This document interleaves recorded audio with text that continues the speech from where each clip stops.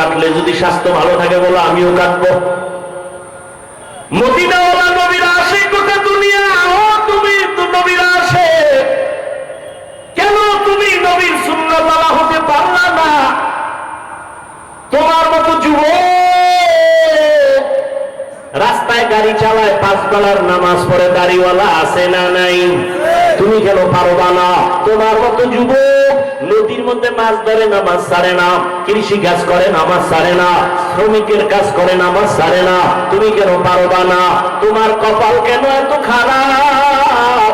তোমার মতো যুবক র্যাব, আর্মি, পুলিশ, বিডিআরে চাকরি করে, চেয়ারম্যান, মেম্বার, নামাজ পড়ে, তুমি কেন পারো না? মোনাজাতে কত যুবকের কান্না, তোমার চোখে কেন পানি নাই? তোমার উপরে আল্লাহ বেজার গুনার কারণে সারাটা রাত মোবাইল হাতে নিয়ে কবিরা গুনাহ করো, কবিরা গুনাহ করে করে চেহারা নষ্ট করেছে। 40 বছর পর্যন্ত যুবক তোর চেহারা কোনদিন নষ্ট হবে না, উজ্জ্বলতা কমবে না, আলো কমবে না, মায়া লাগবে দেখলে। অথচ তোর বয়স কত? 27। চেহারাটা এমন খারাপ কেন? দেখলে মায়া লাগে না কেন? চেহারার মধ্যে উজ্জ্বলতা নাই কেন? জানি না। জানোস না সারা রাত যে আকাম করছো মনে নাই? মোবাইলটা সামনে নিয়ে সারা রাত কবিরা গুনাহ, কবিরা গুনাহ, কবিরা গুনাহ। আসো বাসায় গিয়ে গুগলে সার্চ দিবি, আমগো হুজুর গো পোকাদের কথা তো শুনবি না। তোদের প্যান্ট শার্ট টাইওয়ালা মুরব্বীরা কি সুন্দর কথা বলছে, গুগলে ওখানে বলা আছে, ডিটেলস তথ্য সহ দেওয়া আছে, লিখবি। টাচ মোবাইলে শরীরের ক্ষতি কি সব চলে আসবে। খালি আমগো হুজুর গো বয়ান শুনে পরকালের ভিডা, ওটা বাদ। দুনিয়ার ভিডার খবর কি? এই মোবাইলের কারণে চোখের পাওয়ার নাই, কানের পাওয়ার নাই, হার্ট দুর্বল, কিডনি দুর্বল, ব্রেন দুর্বল। এই মোবাইলের কারণে চোখ ব্যথা, মাথা ব্যথা, বুকে ব্যথা বাড়ছে না কমছে? মোবাইলের কারণে রে বাবা। এরপরে যদি মোবাইল দিয়ে গুনাহ করো, চরিত্র শেষ, লেখাপড়াও শেষ, জীবনে কি হবে? কিছুই তো হতে পারবি না। আমি একটু আগে বলছি, জীবনে যদি ডাক্তার হতে চাও আদর্শবান সম্মান নিয়ে ডাক্তার হইও। শুধু মহাদেবপুরের সিপাই হইয়া ডাক্তারি করিস না, এমন ডাক্তার হ গোটা দেশের মানুষ যেন তোর সম্মানের সাথে চিনে এবং হায়ার করে বিদেশ নিয়ে যায়। এইটা করতে হইলো কিছু লাগবে না, 2টা জিনিস তোর ঠিক রাখা লাগবে। 1 নম্বরে চরিত্র, 2 নম্বরে সুস্থতা। 1 নম্বর কি বলো, 2 নম্বরে কি? এই দোনোটারে জবাই করছো মোবাইল দিয়া। মোবাইল দিয়া সুস্থ থাকার জন্য আল্লাহ দেওয়া একটা ঔষধ আছে ফ্রি, রাতের ঘুম। রাতের শরীরের ঔষধ। মোবাইল দিয়ে রাতের ঘুম নষ্ট, শরীর অসুস্থ, শেষ। আর চরিত্র তো নাই। এখন তুমি যদি ভালো স্টুডেন্ট হও, ভালো ডাক্তার, চাকরি পাইছো কিন্তু অসুস্থ, চরিত্র ভালো কিন্তু কি অসুস্থ, চাকরি টিকবে? আচ্ছা তুমি ফুল সুস্থ, শরীরে কোনো রোগ নাই, চরিত্র খারাপ, থাকবে জীবনের সম্মান? এই 2 জিনিস ভালো লাগবে, চরিত্র আর সুস্বাস্থ্য। এই 2 জিনিস নষ্ট করে মোবাইল। মোবাইল থেকে ফিরে আসো। এই মোবাইলের কারণে মা বাবার সাথে বেয়াদবি, আর মা বাবার টাকা চুরি করছো কতদিন মনে আছে? এমবি ভরার জন্য। মায়ে যখন টাকা না দেয় তখন এবার বন্ধুর পকেটে বেলেট মারো। এলাকাটার নাম কমুনা, যমুনার এইবারের একটা ঘটনা। যমুনার এইবার এলাকার নাম কইতাম না, মাত্র কয়েক বছর আগে সন্ধ্যাবেলা ছেলে গিয়া বাবার কাছে 10,000 টাকা দাও। বাবায় জানে টাকা দিলেই এখন বন্ধু আর বান্ধব নিয়ে মদের আড্ডায় যাবে। বাবায় টাকা থাকার পরেও কয় দিব না, ছেলে কয় দেও। দীর্ঘ টাইম তর্ক বিতর্কের এক পর্যায়ে ছেলে নিজেরই কন্ট্রোল করতে না পাইরা বাবারে মাইক শুরু করছে। এখন তো মিডিয়াতেও দেখা যায় ছেলে বাবারে মারে, কত বড় বেঈমান আর কুলাঙ্গা। বাবারে মারতে মারতে রক্তাক্ত করে ফেললো। মা ইয়া পায়ে ধরে বাবারে আর মারিস না, তোর বাবা বেহুশ হয়ে গেছে। এবার মায়ের লাথি মারলো। মারার পরে ছেলেটা একটা মরণের আর এক নতুন ফাঁদের নাম বাইক। কি কয় দিকে? মোটরসাইকেল, হুন্ডা বাইক, মরণের নতুন এক ফাঁদের নাম। ওটার উপরে বইলেই জানি কেমন শরীর আগুন আর আগুন, পয়েন্টে পয়েন্টে আগুন, পশমের গোড়াইতে আগুন বাইরে বাইকে বইলেই। ঠিক নি? আর পেছনে যদি বিপরীত পাশ থাকে তো আরো আগুন। এবার কয় ট্রাকের তলে গিয়ে ঠান্ডা হয়, এর আগে ঠান্ডা হয় না। ছেলেটা বাইক নিয়ে বের হয়ে গেল, মা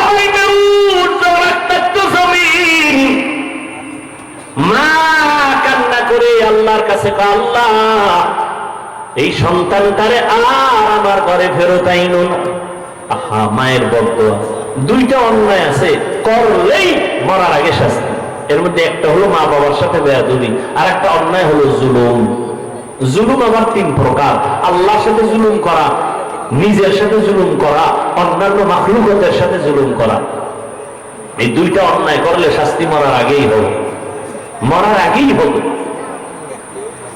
ছেলেটা বাইক নিয়ে চলে গেল, মা দরজায় এমন ভাবে ভেতর দিয়ে লক করে দিছে, ছেলে আইসা ভাঙলেও আর দরজা খুলবে না। মায়ের অন্তরে বড় কষ্ট। ছেলেটা চলে গেছে, বাইক দিয়ে যায়, বন্ধুদের আড্ডায় যাবে। হঠাৎ রাস্তা দিয়ে বাইকটা চালায়, হঠাৎ শুনে বয়ান চলে, বয়ান। একজন আল্লাহর ওলি, এই যমুনার পারের এপারের ঘটনা। বড় এক আল্লাহর ওলি দুনিয়াতে নাই, কয়েক বছর আগে দুনিয়া থেকে চলে গেছেন। তিনি বয়ান করতেছিলেন মা বাবার খেদমত নিয়া। ছেলেটা বাইকটা থামায়া বয়ান শুনছে, দিলের মধ্যে হিট করছে, বাইকটা বন্ধ করে প্যান্ডেলে ঢুকছে, তালা লাগাইয়া প্যান্ডেলের পেছনে বসছে। এমন বয়ান, যুবকের কলিজা ছিদ্র হয়ে গেছে, কান্না শুরু। এক পর্যায়ে ময়দানের পেছনে গড়াগড়ি খায় আর কয়, আল্লাহ আমারে মাফ করিয়া দাও, আমি বাবার সাথে বেয়াদবি করেছি, মায়ের সাথে বেয়াদবি করেছি। আল্লাহর ওলির নজর পড়ে গেছে। মুনাজাতের আগে কয়, যুবকটারে ধইরা নিয়ে আসো। কাছাই না, কয় বাবা তোর কি হইছে? কয় হুজুর আপনারে কি বলবো, আমার মতো খারাপ জমিনে কেউ নাই, আমারে তওবা করায় দেন। হুজুর বলে মোনাজাতের পরে স্টেজে আয়। মোনাজাত দিলেন, ওরে ডাকলেন, হুজুর আমি বাবার গায়ে হাত তুলেছি, মায়ের সাথে বেয়াদবি করেছি, হুজুর এমন ভাবে তওবা করায় দিলেন। যুবক এমন তওবা করছে, মরিয়া গেল, আর কোনদিন মা বাবার সাথে বেয়াদবি করব না। এবার বিদায় হইয়া রাতের গভীরে বাসার দিকে রওয়ানা। দরজার সামনে গিয়ে ডাক দিছে, মা। মা তো ঘুমায় না, বাবা অসুস্থ বিছানা। মা টের পাইছে, খুলবে না, মা ওয়াদা করছে দরজা খুলবো না। না জানি আবার আইসা মারধর করে। সন্তান কাঁদে আর কয়, মা আমি একটু মাপ চাবো, বাবার পাও ধরে একটু সুযোগ দাও, দরজা খুলো, আর বেয়াদবি করবো না। মা বলে দরজা খুলবো না, না জানি কোন বেয়াদবি করো। শেষ পর্যন্ত সন্তান এত কান্না কাঁদলো, মায়ের কলিজায় মানাইতে পারে না, দরজাটা খুলে দিল। সন্তান মায়ের পা জড়ায় কয়, মা তুমি আমারে মাফ করিয়া দাও। মা বলে আমার কাছে মাপ চায় কি হবে, বাবার কাছে গিয়া ক্ষমা চা। যেই মা বাবার তোর কারণে তুই বড় হইছ, ওই মা বাবার তোর চোখের পানি যদি না থাকতো, আমি হাফিজুর রহমান এই চেয়ারে বসতে পারতাম না। ও টাকাওয়ালা, বাড়িওয়ালা, ও পরীক্ষায় ভালো নাম্বারওয়ালা। মা বাবার চোখের পানি আর দোয়ার কারণে আজকে পরীক্ষায় ভালো নাম্বার পেয়েছো, টাকার মালিক, বাড়ি গাড়ির মালিক হয়েছে। আজকে কত আরামে গাড়ি নিয়ে ঘুরো। আর এই নওগাঁ জেলায় তোর বাবা মা কত কষ্ট করিয়া চলাফেরা করছে, গাড়ি ভাড়া দেওয়ার মতো টাকাও ছিল না। আজ আল্লাহ তোমারে টাকা দিছেন, মা বাবার কথা মনেও করো না, দোয়াও করো না। ওরে যার মা বাবা দুনিয়ায় নাই, কবরের কিনারায় গিয়া মাঝে মাঝে দোয়া করিও, আল্লাহর কাছে বলি, ওরে মালিক মা বাবার হক আদায় করতে পারি নাই, মা বাবা জীবনে এত কষ্ট করেছেন, আমি যদি টাকাওয়ালা হইতাম আমি মা বাবারে শান্তিতে রাখতাম। আজ আমার মা এমন জায়গা আছে, বিছানাও নাই, একটা বাতিও নাই, সাদা কাপড়ের প্যাকেট হইয়া কবরে ঘুমায়। ও সন্তান, ওই মা বাবারে কাটাইয়া যদি থাকো, তাড়াতাড়ি মাওলার কাছে ক্ষমা চাও। আর যার মা বাবা বেঁচে আছে, বাবারে গিয়ে ক্ষমা চাও, হাত ধইরা বলি, ও বাবা তোমার ঋণ আদায় করতে পারবো না, দয়া করে তুমি মাফ করে দাও। ও যুবকেরা, যদি মায়ের সাথে কষ্ট দিয়ে বেয়াদবি করো, মায়ের বাসায় গিয়া বলবি, মা তুমি দোয়া করলে আমার মাওলা কবুল করবে, তোমার মনে বোধহয় কষ্ট গেছে এজন্য আমার আমল নাই, আমার কান্না নাই, মোনাজাতে পানি নাই। মা তোমারে বহু কষ্ট দিয়েছি, গোপনে জানি কত কান্না করেছো, আজ দয়া করে আমাকে মাফ করে দাও মা। আমারে তুমি সম্মানের জায়গায় নিয়ে আসছো, তোমার দোয়া ছাড়া আমি শিক্ষিত হতে পারি নাই, তোমার দোয়ার কারণে আজ আমার আল্লাহ সম্মান বাড়াইয়া দিছে। মা বাবার কাছে যদি চোখের পানি ছেড়ে দাও, মা মাথায় হাত দিয়া দোয়া করবে আর সে আজিমে চলে যাবে। ও যুবকেরা, পায়ে হাত রেখে বলে গেলাম, আল্লাহর ভয় অন্তরে জমা করো, নবীর আদর্শের মালা গলায় লাগাও, তওবা করো পেছনের গুনাহ থেকে, মনে মনে আমার আল্লাহকে ডাকো আর বলো, আল্লাহ জীবনে কত নামাজ ছাড়লাম, বেপরদায় চললাম, আজকে থেকে তওবা করতেছি, মরিয়া গেলে যাব, হায়াতের মালিক তুমি, ইজ্জতের মালিক তুমি, আর নামাজ ছাড়বো না, দাড়ি কাটবো না, বেপরদায় চলবো না, মা বাবারে কষ্ট দিব না। ওলামায়ে কেরামের পরামর্শ নিয়ে নবীর সুন্নাত অনুযায়ী চলাফেরা করব। স্কুলে পড়ো, কলেজে পড়ো, চাকরি করো, নামাজ ছাড়িও না, মা বাবার দোয়া নিতে ভুল করিও না রে বাবা।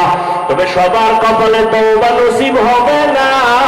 যাদের অন্তর তৈরি হয়ে গেছে, মরিয়া গেল আর নামাজ ছাড়বা না, তওবা করে নিবা, আর দাড়ি কাটবা না, মা বাবারে কষ্ট দিবা না, আলেমদের বদদোয়া নিবা না। তওবা করার মতো যদি কারো খাঁটি অন্তর তৈরি হয়, দুটো যদি দেখো মক্খরের কাছে যাওয়ার পরেই মক্খর আমার রঙে রঙিন হয়ে নামাজ পড়ে, তখন বলবি দালাল। বিএনপির কাছে ওলামায়ে কেরাম যদি যায়, ইসলামের দাবি নিয়ে যায়, আওয়ামী লীগের কাছে আলেম গেছে, ইসলামের দাবি নিয়ে গেছে, তুমি দালাল বলো কেন? এই বেয়াদবি করার সাহস একজন আলেমকে তুমি ক্লাস 8-9 পড়ো, তুমি বলো দালাল, বেয়াদব।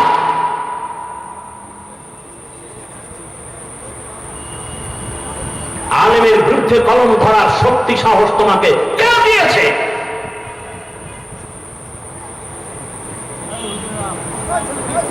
আল্লাহ হেদায়েত দান করুন।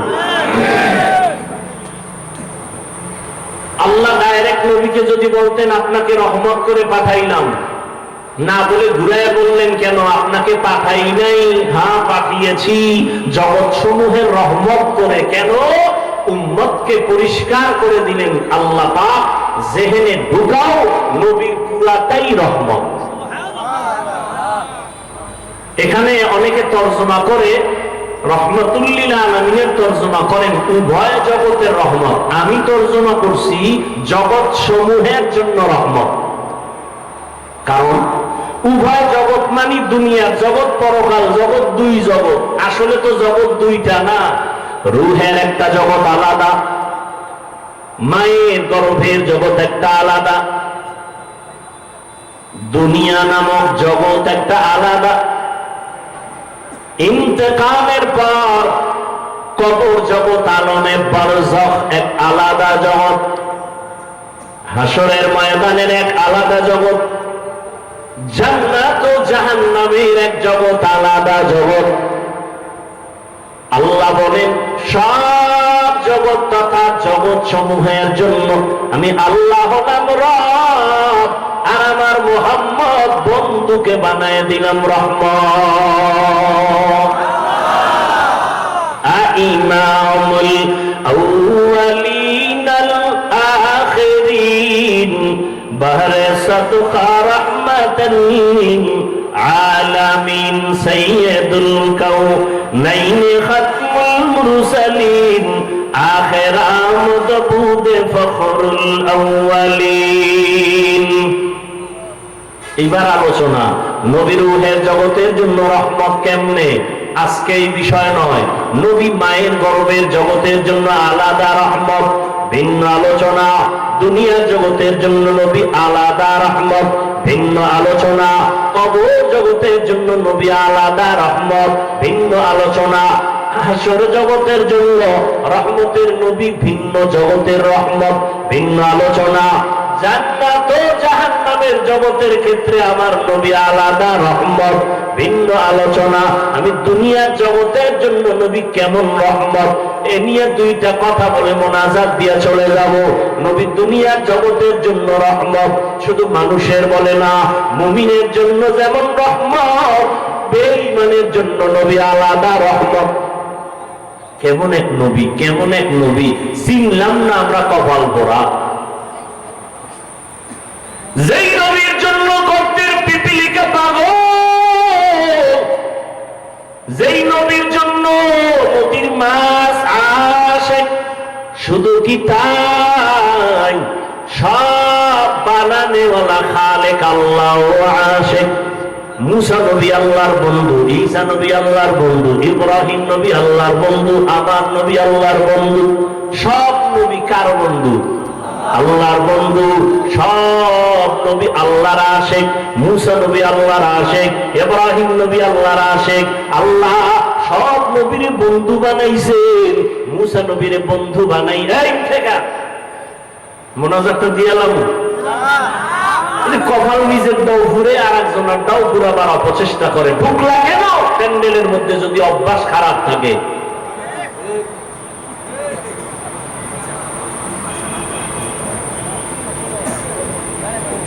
ভালো লাগে ডিস্টার্ব করলে।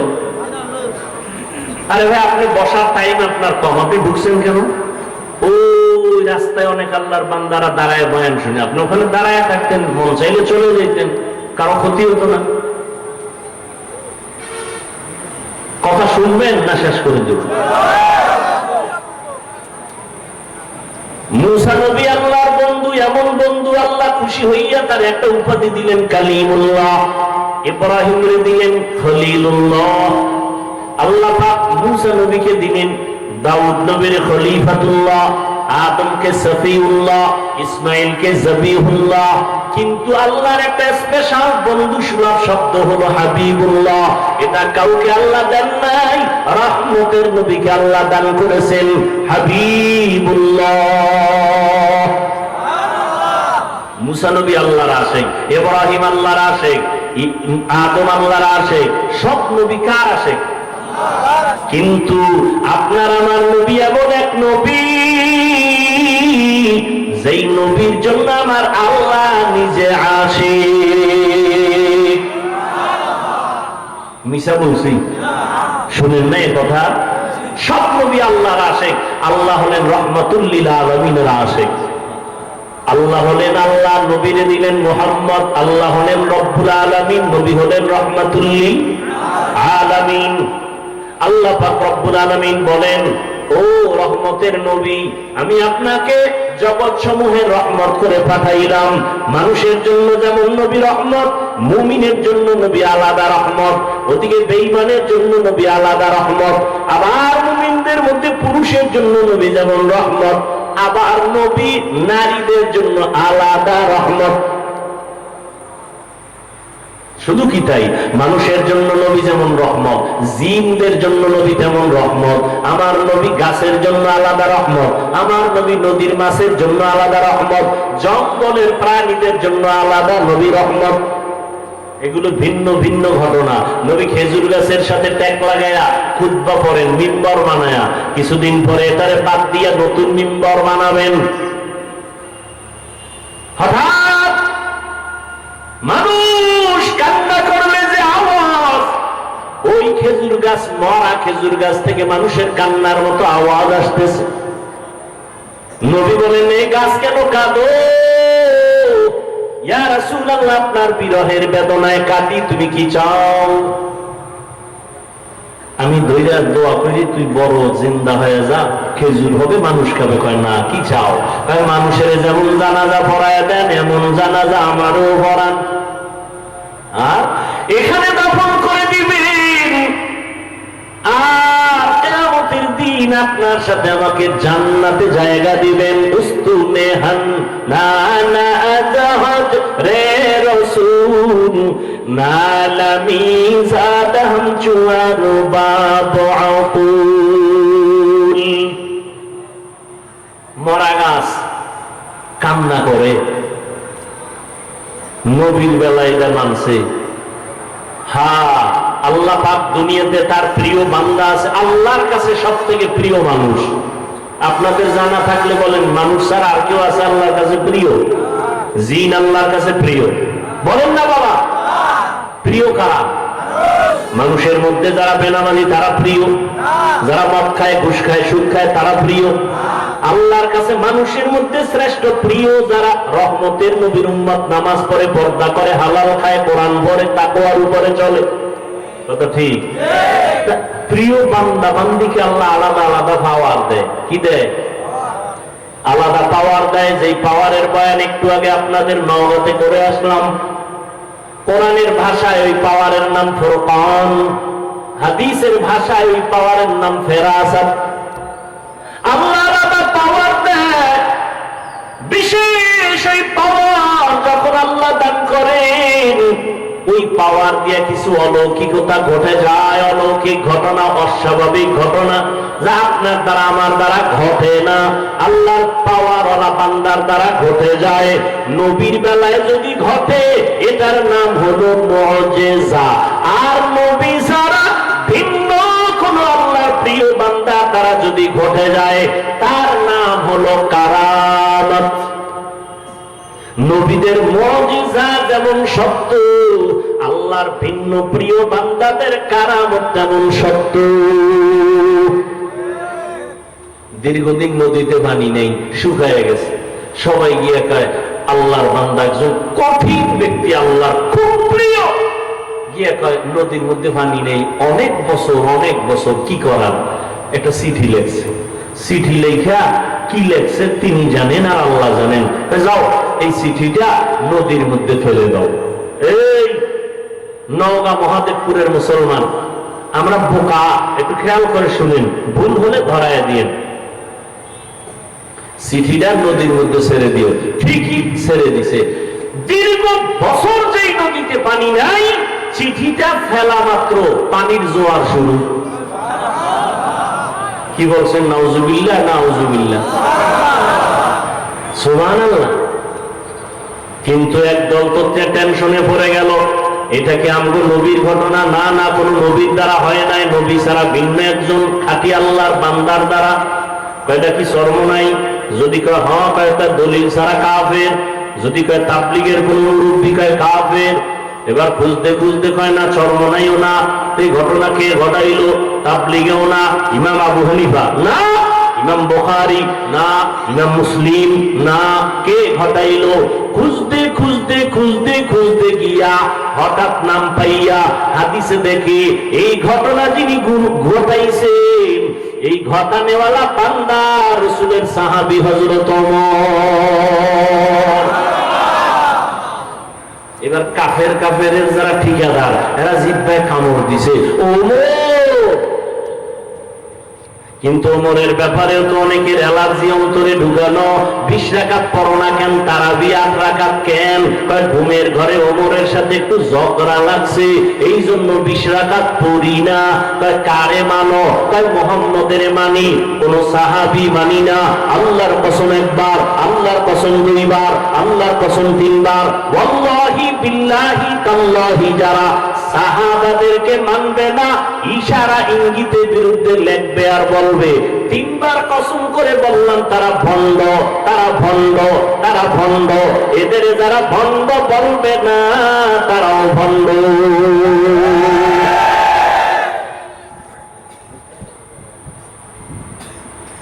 তুমি 8 রাকাত কেন? দরকার নেই 8 রাকাতের। তুমি পড়ার মতো যদি নামাজি হলো, 2 রাকাত তারাবি পড়লো, জান্নাত রেডি। কিন্তু তুমি ভাবসাব যেভাবে দেখাও, 8 রাকাত কেন? 48 রাকাত পড়লেও ভয় নাই, কোনো ভয় নাই। যেই ভাব লইয়া চলো, সালাম দেয় না, দিলেও নেয় না, কি বিষয়? কয় 20 রাকাত আমি। এই অহংকার কেন রে মুমিন? এর যুবক, 5 কলমি টুপি মাথায় দিয়েছি, অন্য টুপির বিরুদ্ধে বলি নাই। তুমি কেন আমার টুপি নিয়ে মাথা ব্যথা? আমি কওমি মাদ্রাসার সন্তান, কোনদিন আমি আলিয়ার বিরুদ্ধে বলি না, স্কুল কলেজের বিরুদ্ধে বলি নাই, তুমি কওমি নিয়ে কেন বুকে ব্যথা? আমি বুকে হাত বাঁধি না, নাভির নিচে বাঁধি, তুমি বুকে বাঁধো। কোনোদিন গালি দিলাম না, হিংসা করলাম না, তুমি আমার নাভির নিচের হাত নিয়ে কেন টানো? এরে আল্লাহর গোলাম, ভালো করে বুঝো, আমি আলহামদুর পরে আস্তে আমিন বলি, আপনি জোরে আমিন বলেন। কোনোদিন হিংসা করি না, গালি দেই না, আপনি আস্তে আমিনের উপরে রাগ কেন? আমি পীর মুরিদের লাইনের সন্তান, আমি পীর মাশায়েখ মানি, শুধু মানি না, আমি চ্যালেঞ্জ করে বলি, সারা দেশে যারা বলে আমি ওলিয়া উলিয়া মানি না, আল্লাহর কসম তারা ভণ্ড। যারা বলে ওলিয়া উলিয়া মানি না তারা ভণ্ড, তাদের যারা ভণ্ড বলবে না তারাও ভণ্ড। স্পষ্ট করে গেলাম, সারা বাংলাদেশে নাকের আগায় দম থাকা পর্যন্ত সত্য কথা বলে যাব। যারা ওলি মানে না তারা বুখারী শরীফ মানে না, যারা আউলিয়া মানে না তারা কোরআন মানে না। অতএব সাবধান, আমি ওলিয়া উলিয়ার পক্ষে থাইকেও তো যারা পীর মুরিদির লাইনে নাই তাদের হিংসা করলাম না, তুমি কেন বিরুদ্ধে বলো? এরে যুবক, মুসলমান, আজকে তুমি চরমনার বিরুদ্ধে বলার সময় পাইলা, তাবলীগের বিরোধিতা করার সময় পাইলা, কওমির বিরুদ্ধে বলার সময় পাইলা, কিন্তু তোমার কাছে আমার প্রশ্ন, পঞ্চগড়ে কাদিয়ানি বানায়, এই ব্যাপারে তোমার পদক্ষেপ কি নিছো আমাকে বলো। ওই উত্তর চট্টগ্রাম এলাকায় খ্রিস্টান মিশনারিরা কাজ করে মুসলমানের ঈমান হরণের ক্ষেত্রে, তোমার পদক্ষেপ কি বলো? ওরে মুসলমানের পিছে লাগলা, বেঈমানের ব্যাপারে ফয়সালা কখন করবা? এবার একটা মানে ভেজাল মুক্ত একটা জবাব চাই সবার থেকে। সত্য কথাটা স্বীকার করেন, সত্য কথাটা স্বীকার করেন, মানেন আর না মানেন, তাবলীগের দ্বারা আমার দেশের মুসলমানের ঈমানের ক্ষতি হয়েছে কি পরিমাণ বলেন? সত্য কথাটা বলেন। কওমি মাদ্রাসার দ্বারা আমার দেশ ইসলাম মুসলমানের কি ক্ষতি হয়েছে বলেন? যারা পীরের লাইনে হক, যারা ভণ্ড না তাদের ব্যাপারে না, যারা হক এদের দ্বারা ক্ষতি হয়েছে। হ্যাঁ, যদি বলেন হ্যাঁ ঠিক আছে, তা কোনদিন মৃত্যু পর্যন্ত তাবলীগের বিরুদ্ধে, পীর মাশায়েখের বিরুদ্ধে, কওমির বিরুদ্ধে কোনদিন কিছু বলবেন না, লিখবেন না। যদি কিছু বলিয়াও থাকেন, লিখে থাকেন, তওবা করে নিয়ে, আল্লাহ কবুল করেন। হ্যাঁ, তাবলীগওয়ালারা কি বলে যে বেশি বেশি নামাজের ফাঁকে বিড়ি টাইমো, তো সমস্যাটা কি? তাবলীগওয়ালারা বলে যে যারা 8 রাকাত নামাজ পড়ে তারা দিয়ে এদের সাথে সালাম বন্ধ। হ্যাঁ, কি বিরোধিতা কেন? আর তোমার বিরোধিতার দ্বারা তাবলীগের কি ক্ষতি হয়েছে? তাবলীগের মধ্যে 2টা পাঠ হয়েছে না? কয় পাঠ? 2 পাঠ হওয়ার কারণে খেদমত কি কমছে? খেদমত আরো বাড়ছে না? অন্য দল আলাদা জিদ করে খেদমত করে, অবশ্যই আমি বেশি দাওয়াত দিব, অবশ্যই আমি বেশি দাওয়াত দিব, কাজ বাড়ছে না? হ্যাঁ, কওমি মাদ্রাসা কমতেছে না বাড়তেছে? তোমার বিরোধিতায় যদি আমাকে লাভ হয়, তা তো তোমারে আমার কলম কিনে দেওয়া দরকার, আরো লেখো। যারা শয়তানে ধরে কাম ফিয়া কাম করে, আল্লাহ সবাইকে হেদায়েত দান করুন। ওয়ামা আরসালনাকা ইল্লা রাহমাতাল লিল আলামিন।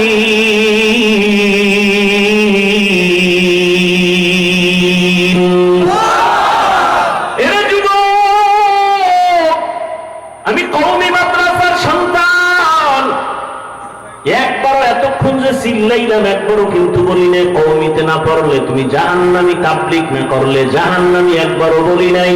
বরং আমি স্কুল কলেজের পক্ষওয়ালাদের এই পরিমাণ সাহস দেই, আমার জানা মতে কোন মৌলবী স্টেজে এই পরিমাণ সাহস দেয় না। ও কলেজের কলিজার টুকরা যুবকেরা, স্কুল ছাড়বা না, কলেজ ছাড়বা না, চাকরিজীবীরা চাকরি ছাড়িও না, ব্যবসা করো, চাকরি করো, তোমার কাছে কোনো বাধা নাই। একটা দাবি আমার, তুমি ডাক্তার হও, ইঞ্জিনিয়ার হও, প্রফেসর হও, ডিসি হও, এসপি হও, এমপি হও, মন্ত্রী হও, তবে দাবি একটা, বেয়াদব হইও না। লিকুল্লি শাইইন যিনাতুন ফিল ওয়ারা ওয়া যিনাতুল মারই তামামিল আদাবি। আজ খোদা খাহি মে তৌফিক আদব বেআদব মাহরুম গাস্ত আজ ফজলে রব। ডাক্তার হও বাবা, বেয়াদব হইও না। তোমার আচরণে যেন কোনোদিন মা বাবা কষ্ট না পায়, তোমার ব্যবহারে যেন উলামায়ে কেরাম কখনো কষ্ট না পায়, মুরব্বীরা যেন কষ্ট না পায়, শিক্ষক যেন কষ্ট না পায়। মা বাবায় যদি কষ্ট পায়, মরার আগে বিছানায় কপাল পুড়ে যাবে, ধ্বংস হয়ে যাবে, আর কোনোদিন কাজ হবে না। শিক্ষক যদি কষ্ট পায়, বদদোয়া করে, তোর জীবন ধ্বংস, মরার আগেই ধ্বংস। আর মাওলার কাছে মাপ চাইলে ক্ষমা হবে না, হবে না, হবে না, কারণ এটা বান্দার হক। মা বাবা যদি ক্ষমা না দেয়, আল্লাহ ক্ষমা দিবেন না। শিক্ষক যদি ক্ষমা না দেয়, ছাত্র, আল্লাহ তোমারে ক্ষমা দিবেন না। মুরব্বীরা যদি ক্ষমা না দেয়, আল্লাহ ক্ষমা দিবেন না। অতএব বান্দার হক নষ্ট করবা না, অনুরোধ করে গেলাম।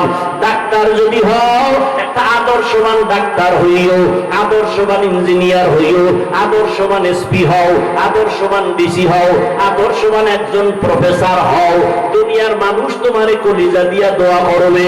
ও যুবক, তোমার মতো যুবক এই জমিনে দুঃখ লাগে তাকাইলে, আবার মাঝে মাঝে সান্ত্বনা পায়। কত যুবক দেখলে মনে হয় কলিজা ঠান্ডা হয়, মনে চায় আমার গায়ে রুমাল দিয়া তার পা মোছাইয়া দেই। কারণ যুবক ওই বড় কয় জাহাঙ্গীরনগরে ভরি, সলিমুল্লাহ কলেজে থাকি, ঢাকা কলেজে ভরি। তোর দাঁড়িয়ে তো কেন লম্বা, তোর মাথায় কেন পাগড়ি রে যুবক? মনে হয় তুই বাইতুল মুকাররমের খতিব। তাই জীবনে মাদ্রাসায় পড়ি নাই, ওলামায়ে কেরামের দোয়া পাইছি, কোরআনের ছোঁয়া লাগছে। আমি জাহাঙ্গীরনগরে পড়লেও নামাজ আমার বন্ধ নাই। এই সত্য কথার সাক্ষী যে আছে না নাই? তুমি পারো না কেন? তোমার উপরে কার বদদোয়া লাগছে? ও যুবক, রহমতের নবী চিনলি না রে বাবা? যেই নবী এত দামি নবী, যার কোনো গুনাহ নাই, এত কষ্ট করলেন জীবনটা দিয়া, পেটে পাথর বাঁধলেন, দান দান শহীদ করলেন উম্মতের জন্য। এরে নবীরা আসে, ওই নবীর আদর্শ নবী রেখে গেলেন, বিদায় বেলা বলে গেলেন, দুইটা জিনিস আমি রেখে গেলাম, যারা ধরে রাখবা সম্মানও যাবে না, ঈমানও যাবে না। ১৫০০ বছর পর আজও নবীর চ্যালেঞ্জে যারা আছে, এদের মতো সম্মানে কেউ নাই। কোরআন আছে, সুন্নত আছে, এদের মতো সম্মানে কেউ আছে? এমপি সাহেব দেখলে কয় হুজুর দোয়া করিয়েন, মন্ত্রী মহোদয় দেখলে বলে হুজুর দোয়া করিয়েন, চেয়ারম্যান সাহেব বলে হুজুর আপনারে মহব্বত করি, দোয়া করিয়েন। এটা কি টাকা দিয়ে কিনা যায়? চেয়ারম্যান সাহেব আপনাদের চেয়ারে বসে, ক্ষমতায় কয় বছর? নিয়ম অনুযায়ী 5 বছর। আমরা উলামায়ে কেরামরা চেয়ারে বসছি, আমাদের মেয়াদ আসেনি? আছে। আমরা দুনিয়ায় বাদশাহ, পরকালেও বাদশাহ। তুমি ডান হাতে বাম হাতে কোটি কোটি টাকা কামাই করো, আর একজন আলেমের কামাই 10,000 20,000 টাকা মাসের বেতন, 6 মাস বাকি। এরপরও কেউ না খাইয়া হাহুতাশ করে না, না খাইয়া মরে না। আল্লাহ তাদের 5,000 10,000 টাকায় বরকত দেয়, বরকতে রিজিক দেয়। কেমন বরকত? তুমি 3 প্লেট খাইলেও পেট ভরে না, আরো আধা প্লেট দাও। আর বরকতি খানা যারা পায়, 1 প্লেটের খানা 4 জনে খাইয়াও কয় আরো খানা রয়ে গেল, খাইতে পারি না। এর নাম বরকতি রিজিক। কে দেয়?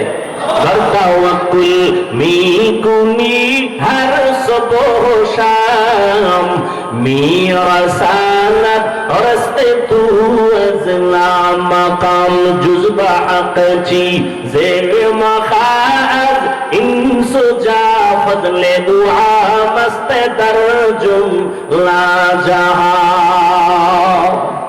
ও নবীর আশিক উম্মতের দল, আমার নবী কেমনে দুনিয়ার জমিনে আসলেন? এমন একটা জায়গায় আমি হুজুর যদি মদের আড্ডায় যাই, দেখেন না একটু আওয়ামী লীগের কাছে বিএনপির কাছে হুজুরেরা যায়, কত গালি।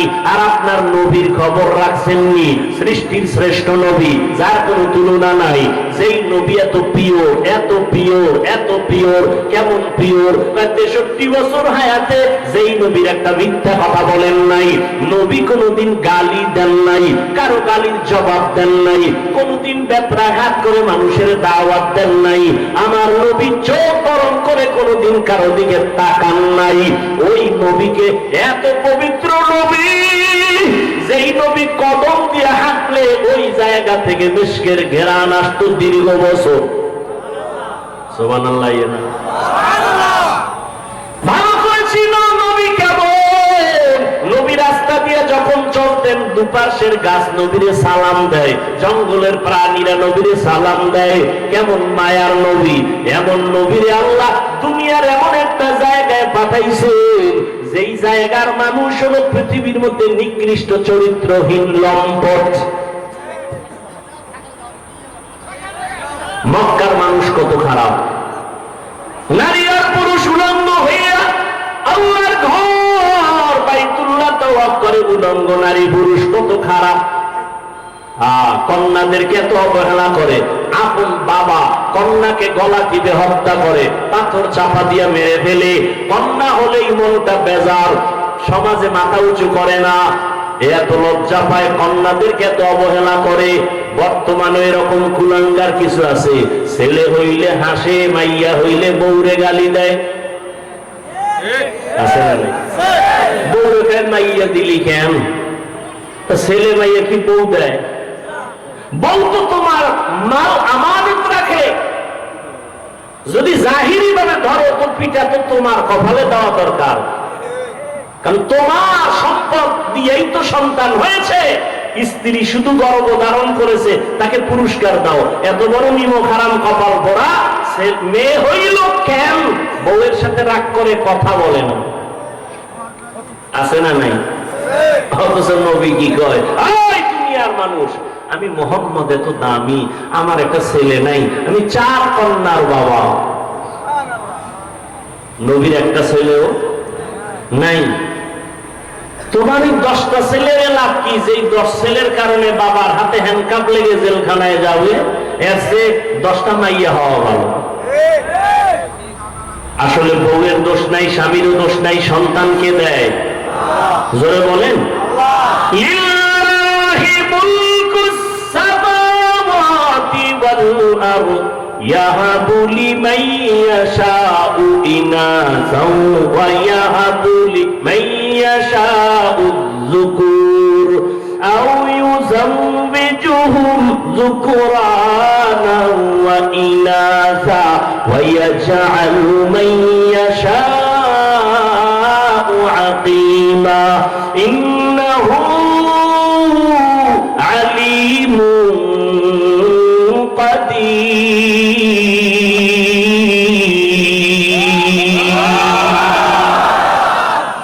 এই কোরআনটা পড়তে মজা আছে না নাই? এমন একটা কোরআন, দেখলেও সওয়াব, শুনলেও সওয়াব, পড়লেও সওয়াব, ধরলেও সওয়াব, আছে না নাই? কিন্তু এখানেও ফতুয়াবাজি চলে। ফতুয়া মানে সমাধান, বাজি মানে খেলাধুলা। ফতুয়া নিয়ে খেলাধুলা করে একদল, ইউটিউবের মধ্যে বলে কোরআনের অর্থ না জানলে পড়িয়া কোনো লাভ নাই। এরাও বাতিল, এরাও কি বাতিল। আল্লাহর কোরআন ধরবা সওয়াব, পড়বা সওয়াব, দেখবা সওয়াব। নবী বলেন কোরআন দেখে দেখে পড়বি, চোখের পাওয়ার নষ্ট হবে না। মাওলার কোরআন এত মজা, দুনিয়ার কোন কবিতা মজা লাগে না, কোরআনের কবিতা মজা। কমে অতিরিক্তি হয় কারো। বেঈমানরা পর্যন্ত কালেমা পড়ে শুধু ইমাম সাহেবের তেলাওয়াত শুনি। কত মজার কোরআন। কপাল খারাপ আমরা পড়তে পারি না। কয় হুজুর ব্যবসা চাকরি সময় কই? আল্লাহ কইব করোনার ভিডিওটা টানমা। এই কপাল পড়া করোনার সময় কি করছে ঘরে হইয়া হইয়া? কয় লুড্ডু খেলছে, লুড্ডু। করোনার ভিতরে কোরআন শিখলে না কেন? কোরআন শিখতে 20 দিন লাগে। কয়দিন? কথা হয় না, 20 দিন লাগে। আহ কত মজা লাগে। এটা যদি আপনি নিজে পড়তে পারতেন আরো তৃপ্তি লাগবে। চিন্তাই নেই, চিন্তাই নাই। ঘরের মধ্যে কোরআন শরীফ আছে, 20 বছর ঘরের মধ্যে আছে, দেখলো না কপাল ভরা খুলে এটার ভিতরে কি, আজ পর্যন্ত দেখলো না খুলিয়া ভিতরে কি। অথচ নবী বলেন কোরআন এত দামি, এটার মধ্যে যদি খুইলে খেলে আঙ্গুল টানে আঙ্গুল। আল্লাহ কোরআনের নূর দিয়া সিনাটা আলো বানায় দিল। আল্লাহ যদি দান করেন, আপনার কোন প্রশ্ন আছে? আল্লাহ সবাইকে কোরআন পড়ার তৌফিক দান করেন। ও গো নবীর উম্মতেরা,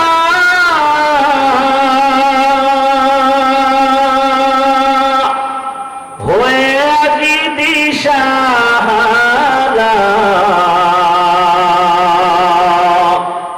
কোরআন হাদিসের চলো যখন যাহা চায় মনে,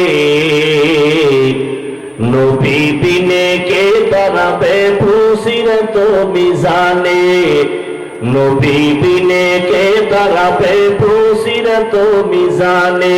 উম্মতের কান্ডারি নবী,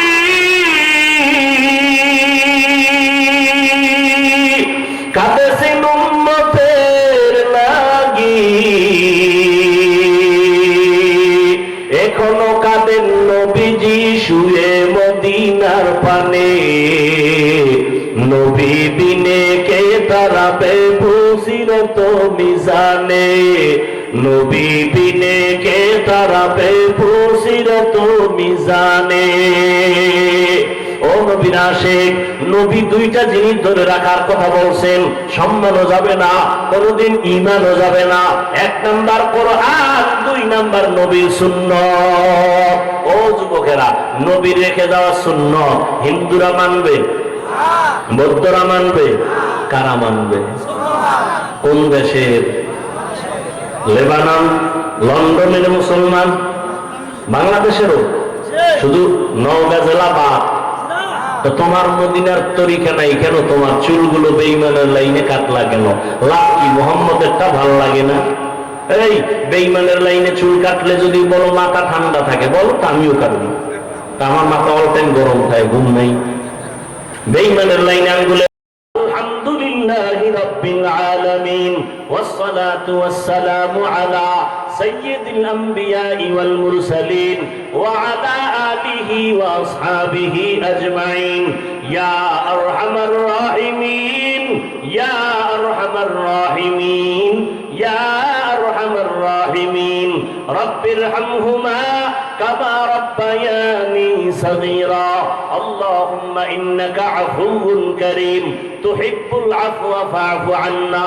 আল্লাহুম্মা ইন্না নাসআলুকা রিযাকা ওয়াল জান্নাহ ওয়া নাউযু বিকা মিন সাখাতিকা ওয়ান নার। আল্লাহুম্মা ইন্না নাউযু বিকা মিনাল বারাসি ওয়াল জুনুনি ওয়াল জুযাবি ওয়া সাইয়্যিল আসকাম। ও দয়ার মালিক, গুনার বোঝা নিয়ে আপনার দরওয়াজায় হাত তুলেছি, মেহেরবানি করে আমাদের জীবনের সমস্ত গুনাহগুলো মাফ করে দেন। আয় আল্লাহ, আজকের আয়োজন কবুল করে নেন, সহযোগিতা যারা করেছেন কবুল করে নেন, সারা দুনিয়াবাসীকে মাফ করে দেন। ফিলিস্তিনের মুসলমানদের উপরে রহমত দান করেন, ইসরায়েলের জালেমদের থেকে মুসলমানকে হেফাজত করেন, জালেমদের জুলুম থেকে হেফাজত করেন। বাংলাদেশ শান্তির দেশ বানায় দেন। প্রবাসে যারা ব্যবসা করে, চাকরি করে, হেফাজত করেন। আয় আল্লাহ, প্রশাসনিক ভাবে যারা কাজ করে, জনপ্রতিনিধির দায়িত্বে যারা দিনদার বানায় দেন। আয় আল্লাহ, মেহেরবানি করে আমাদের দিলের নেক আশা পূরণ করে দেন। আয় আল্লাহ, সকলের কামাই রুজি ব্যবসায় বরকত দান করেন, অভাব দূর করে দেন, ঋণ আদায়ের ব্যবস্থা করে দেন, ঘরে ঘরে সুন্নতের আমল জারি করে দেন, মা বাবাকে কবুল করে নেন। আয় আল্লাহ, প্রত্যেকটা সন্তান দিনের খাদেম বানায় দেন, মা বোন যারা ঘরে আছে পর্দাওয়ালা বানায় দেন, মাদ্রাসা কবুল করে নেন, অন্যান্য শিক্ষা প্রতিষ্ঠান নবীর আদর্শে কবুল করে নেন, সুন্নাতওয়ালা জিন্দেগি দান করেন, নবীর রওজা মুবারক বাইতুল্লাহ জিয়ারতের ব্যবস্থা করে দেন। আল্লাহ, আমার কলিজার প্রত্যেকটা যুবকের দিনদার বানায় দেন, মোবাইলের গুনাহের থেকে হেফাজত করেন। আয় আল্লাহ, চলার পথে হেফাজত করেন, উলামায়ে আহলে হকের বিজয় দান করেন, মিথ্যা মামলায় যারা জড়িত মুক্তির ব্যবস্থা করে দেন। ও দয়ার মালিক, নবীজির সুন্নাতওয়ালা জিন্দেগি দান করেন। যারা লেখাপড়া করে পরীক্ষার্থী সবাইকে কামিয়াবি দান করেন। আয় আল্লাহ, মোবাইলের গুনাহের থেকে হেফাজত করেন। আয় আল্লাহ, আমাদের সবাইকে দ্বীনের খাদেম বানায় দেন। আমরা যারা হাত তুলেছি জানি না কার মা নাই বাবাও নাই, অন্ধকার কবর থেকে দোয়া চায় জান্নাত দান করেন। দীর্ঘ নেক হায়াত যারা বেঁচে আছে দান করেন। অসুস্থ যারা সুস্থ করে দেন আল্লাহ। সমস্ত আম্বিয়ায়ে কেরাম, সাহাবায়ে কেরাম, শুহাদায়ে কেরাম, আউলিয়ায়ে কেরাম, আসাতেজায়ে কেরামদের মাকাম জান্নাতে বাড়ায় দেন। আদবওয়ালা বিনয়ী জিন্দেগি আমাদের দান করেন। মুখালিফের মুওয়াফিক বানায় দেন। জাহিরি বাতিনি দুশ্মনের মোকাবেলায় বিজয় দান করেন। বাতিলের মোকাবেলায় বিজয় দান করেন। আপনার খাস ওলিদের বন্ধু বানায় দেন। আয় আল্লাহ, আমাদের রিয়া হাসাদ কিবির দূর করে ইখলাস দান করেন। জান মাল আহল পরিবার হেফাজতের ব্যবস্থা করে দেন। আপনার নিয়ামত আরো বাড়ায় দেন। গুনাহের প্রতি ঘৃণা জমায় দেন। নেক আমলের আগ্রহ বাড়ায় দেন। আয় আল্লাহ, আমাদের সবাইকে নবীজির মুহাব্বতে কবুল করে নেন। সাল্লাল্লাহু তাআলা আলা খায়রি খালকিহি মুহাম্মাদ ওয়া আলা আলিহি ওয়া আসহাবিহি আজমাইন। আমিন আমিন আমিন বিরহমাতিকা ইয়া আরহামার রাহিমিন।